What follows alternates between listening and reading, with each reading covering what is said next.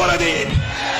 যারা আমার মায়ের বুক খালি করবে তারা এদেশের শিক্ষাঙ্গনগুলোকে কসাইখানায় পরিণত করবে।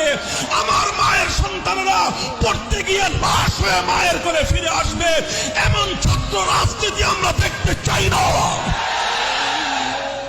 অবস্থা অনেকটাই এমন, আজ বাংলাদেশকে ভালোবাসাই সবচেয়ে বড় অপরাধে পরিণত হয়েছে।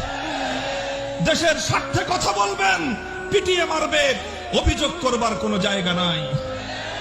সংগ্রামী সাথী ও বন্ধুগণ, আমার কথা হলো এভাবেই অন্যায়, অবিচার, জুলুম, শোষণ, দুর্নীতি, জনগণের সম্পদ লুণ্ঠন ফিরিস্তি কয়টার দিব, কয়টার কথা বলবো?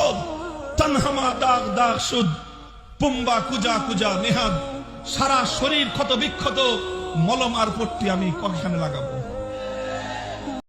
Likey